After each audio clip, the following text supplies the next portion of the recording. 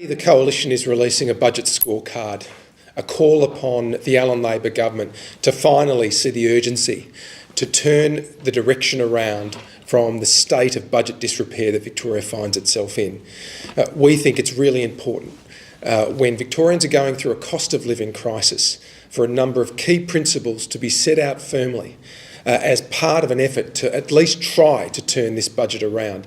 We know that Victoria's debt is heading towards $200 billion and may well exceed that when you include all agencies of the Victorian government in that. We know that Victoria's credit rating from the ratings agencies is at risk. We know that repeatedly they have sounded the alarm on the state of Victoria's finances. We know that our interest bill this year on current numbers is approaching $7 billion and may well approach $12 billion or more per year by financial 2027. We know that taxes continue to rise. So today we're calling on the Allan Labor government to note these principles and to abide by them. No new taxes, no cuts to frontline services, scrap the schools tax, remove the health tax, which is only driving up out-of-pocket health costs, and driving bulk billing down. Release a fair income debt reduction plan. We know that the Auditor General has been scathing about the so-called debt reduction plan relating to COVID that the Allan Labor government has been trumpeting from its budget last year. It's not a debt reduction plan, and if it were, why did Victoria's debt continue to rise by nearly $12 billion in the 6 months to December? Why is it projected to head towards $200 billion and more when you consider all other agencies of the Victorian government in that? What's the protocol here, colleagues? Do you want us to keep going? That's the green...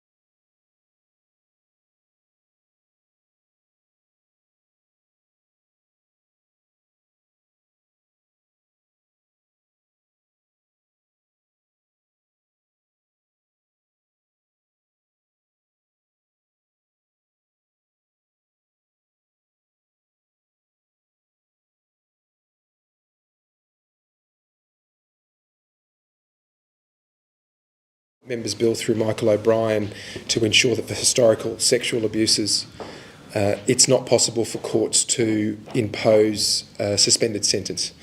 And to our amazement and dismay, the Allen Labor government opposed that bill, which was a recommendation of the Royal Commission, which they committed to implementing 6 years ago. So it's very disappointing, and for victims it will be even more distressing news for them that a government wouldn't support what is a fairly reasonable measure. Anyway, let me get back to the purpose of today, which was the release of our scorecard. I mentioned that it was a call on the Allen Labor government not to make cuts to frontline services that we have been seeing, not to introduce new taxes or increase existing taxes, which Brad will talk about in a moment, to ensure that the schools tax is removed, to remove the health tax, to ensure that there is a fair income debt reduction plan, not one that exists in place at the moment, which the Independent Auditor General in Victoria was scathing about.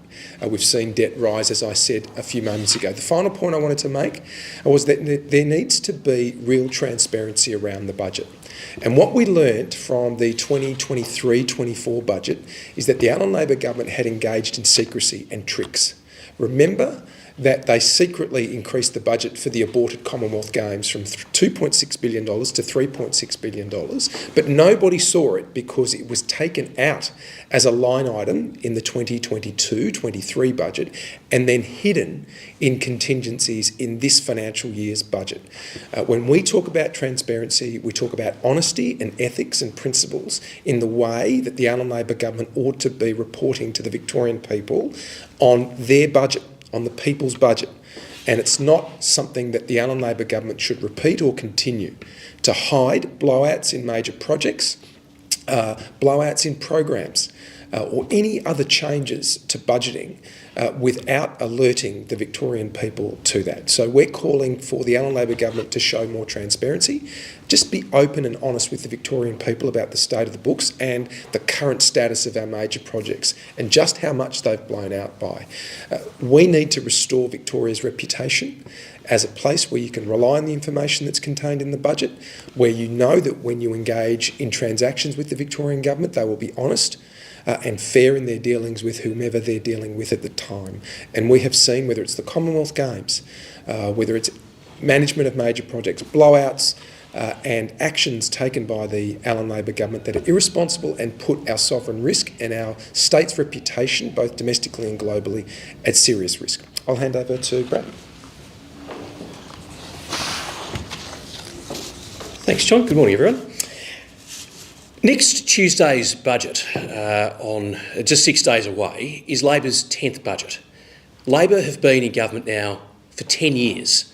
And the question Victorians need to ask themselves after 10 years of Labor is quite simple. Do Victorians feel safer after 10 years of Labor? Do Victorians feel like they're better off, like life is easier after 10 years of Labor?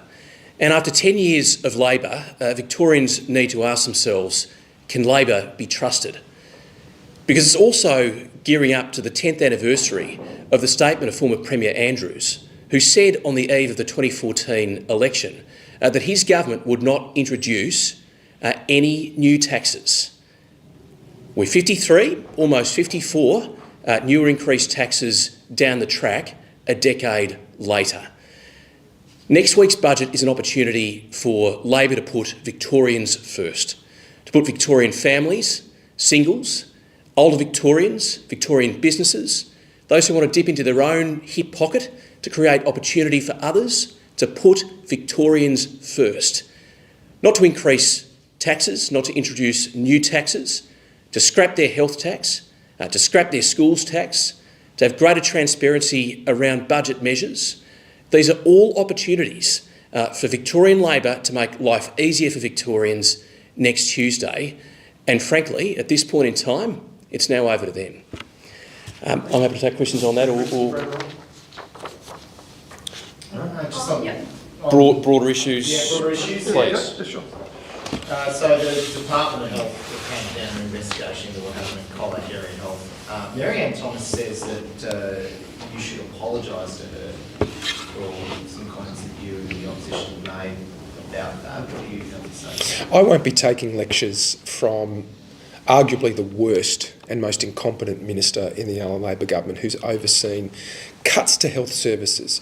We're seeing under her ministerial stewardship of the health system amalgamations to regional and rural health services that will see many thousands of Victorians miss out on health services. If Marianne Thomas, as Minister for Health, wishes to show that she believes in transparency, just release the report so we can all have a look at it. Do you have any issue with the idea of hospitals faking? I've said from the outset that it's not appropriate to do that. Yes, I understand that rural and regional communities feel deeply distressed by health cuts, and I know they're feeling that pain. If anyone has ever engaged in that, that's not the right thing to do, and it's not necessary to do. We can prosecute that case here in the Parliament, in the media and in the community about the savageness of health cuts. But again, I say to Minister Marianne Thomas, just release the report so we can all read it. Do you reckon this happens at other hospitals? I certainly know that other hospitals, particularly in rural and regional communities, are distressed by the level of cuts to their health services under the Allan Labor government. I can understand that, but we should never use health resources for any other purposes than patient care. Do you think that someone should be sacked over this? Let's see the report. If there's been wrongdoing, of course, there should be disciplinary measures imposed. So I can't see any reason why the report that Minister Marianne Thomas is sitting on can't be released. Should the staff face disciplinary action for this, or the person who came up with the idea? Anybody who's involved in using health resources for any other purpose than provision of health care for patients should face appropriate levels of disciplinary action. But it's hard to comment further unless and until Marianne Thomas releases the report. How confident are you that there's absolutely no Liberal Party involvement in it as a political structure? I have absolutely no reason to believe on current information that anyone from my party or anyone else from any other party that is involved in this at all. But again, let transparency rule the day, and Marianne Thomas can do that by releasing the report. Have you spoken to your colleague Richard Reid about this? Oh, I spoke to Richard at the time. Now, you all know Richard's a very energised advocate for his electorate and his community, and I know he's got a particular interest and concern about the level of health cuts and their impact on Colac area health, and he and I both have said publicly that health resources should only be used for the provision of patient care. What's your take on the charges being dropped against the health department? Like a lot of Victorians, we viewed with dismay and deep concern the loss of over 800 lives around hotel quarantine. It does raise questions for me about why charges would be dropped. If this occurred anywhere else in the Victorian community, you would rightly expect that a prosecution would follow. So if there are reasons, then hopefully they can be articulated publicly so we can all have some comfort that there's a justification for not proceeding with the charges. But Victorians will never forget the loss of life on such a huge scale at the time, and they would certainly hope that there's a proper basis for this decision. One of the reasons they dropped charges was because the chemical family, or the CIPP, thought that evidence from the hotel quarantine inquiry could not be admissible. What do you make of that? I do have some queries about that, because that was an inquiry which led to no one being held accountable, which was a concern enough. But it was an inquiry which was conducted on a different standard. If evidence were not admissible that came out of the code inquiry, there are other ways you can adduce evidence in a criminal proceeding, which this would be, obviously. So I can't quite connect those dots. I don't know why that's used as a justification. It doesn't seem to be persuasive to me. But again, I do want to recognise that there may be reasons that have not been articulated publicly, but like a lot of Victorians today will be wondering why no one, whether in the code inquiry or now the abandonment of this criminal proceeding, no one is going to be held accountable for one of the worst disasters in Victoria's recent history. The reason is certainly around the admissibility or inadmissibility. The court's decided, and the OPP's decided, the DPP has decided not to fight that and find other ways to bring the evidence back in. Disappointing. I think this would be deeply disappointing for Victorians. What Victorians want is somebody fairly and reasonably to be held responsible. Somebody's got to be accountable somewhere. And it just seems that under this government, whatever it is, no one's held accountable for anything. Now, there may well be justifications for these decisions when those proper grounds are articulated publicly, but Victorians just want fairness. And they want to be able to see that fairness applies right across the board, irrespective of who you are. So whether it's the code inquiry, nobody being held accountable, whether it's this now, the abandonment of a criminal proceeding, no one's being held accountable. Really, is that how we run things in Victoria? I think people will be very disappointed with this outcome. Does it raise a question around what's the point of having these inquiries if you can't use the evidence at trial, if that's the ruling of the court? Well, again, I would want to reserve my own judgment on whether admissibility would actually preclude the ability to adduce new evidence and fresh evidence outside of the civil standard that governs the code inquiry. So there are questions around that. It's just that people want accountability.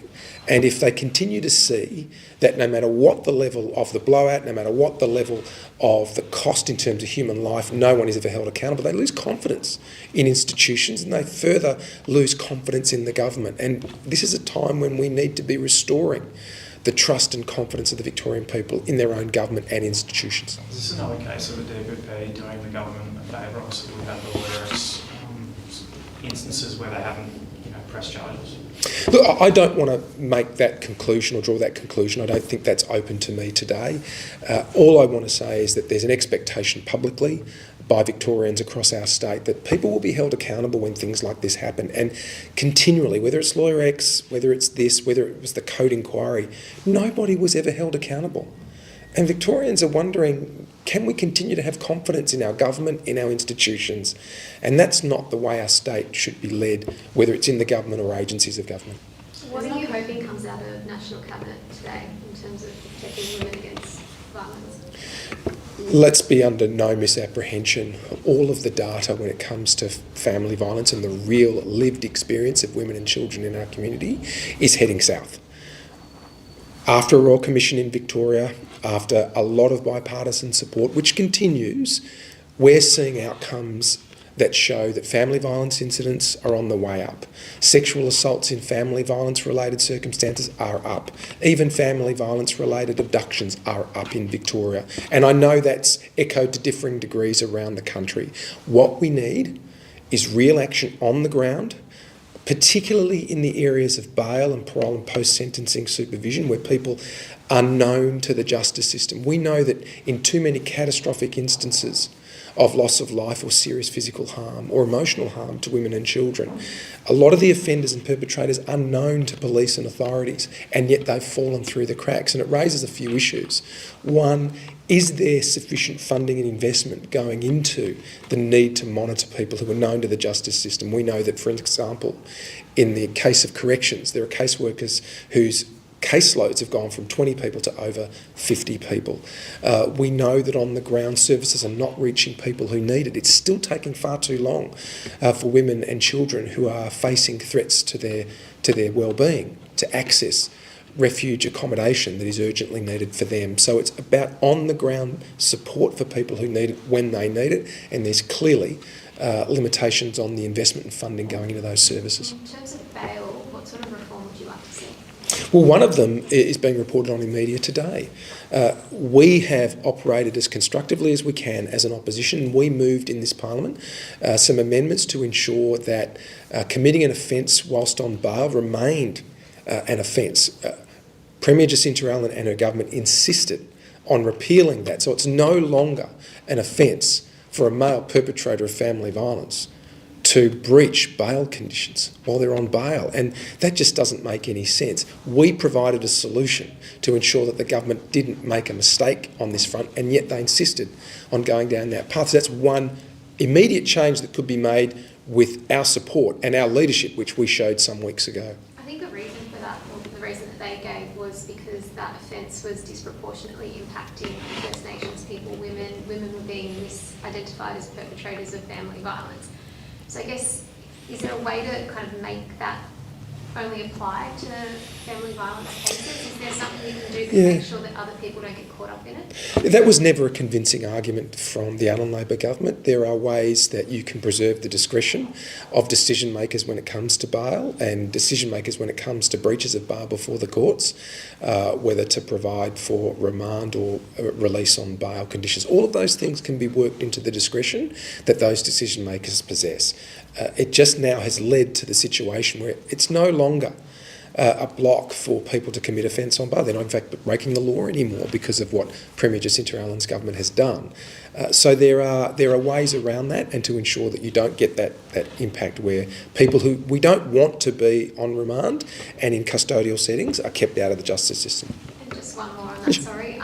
It looks like there's going to be some sort of action out of National Cabinet on pornography and social media, and clamping down on that and who gets to see that sort of content. Is that something that you'd support? Yeah, we'd want to see the detail, but I'm pretty certain that we'd have a very favourable position on that. Just back to Colac Health, they've just put out a statement saying they're sorry for what occurred in the urgent care centre. It's highly regrettable. We've accepted all recommendations. They've said, while the investigation found there's no impact to patient care, we know the incident posed a potential risk. Is that an appropriate response? It may well be. We haven't seen the report, including the recommendations, so I'd want to reserve judgment until I've seen that. But I'm assuming they have seen the recommendations and are happy to put that statement out, and I wouldn't take objection to that. And you put out a scorecard, but what's the actual score on the budget? Well, It's we'll see next week. We will see next week. If the government sticks to those parameters, at least we can start to see a turnaround in Victoria's parlous financial budgetary position. But if the government continues to ignore this, if it's going to proceed with a universal livability charge, which is universal because it will apply to all Victorians and it will be a new tax, if it's going to proceed with the health tax and the schools tax and the holiday tax, the rent tax, it's just going to make the lives of Victorians and their households so much harder. So it really now is a situation where the ball is in the court of Treasurer Tim Pallas and Premier Jacinta Allen.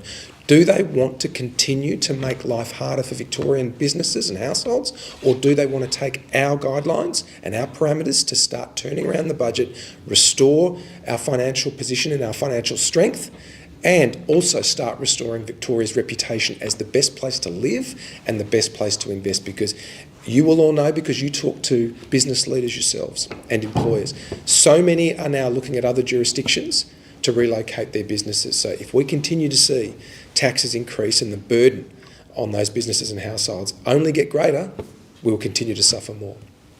Just one more on hotel quarantine. Does that mean it's now done? There's no other inquiries or charges or anything left to do?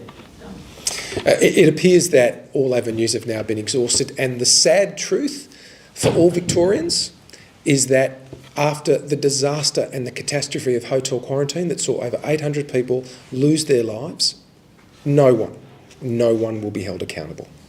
That's not acceptable in Victoria. Brady, did you want to add anything, or we're all good to go? Okay, thank you very much, everyone. Thanks for waiting out the division.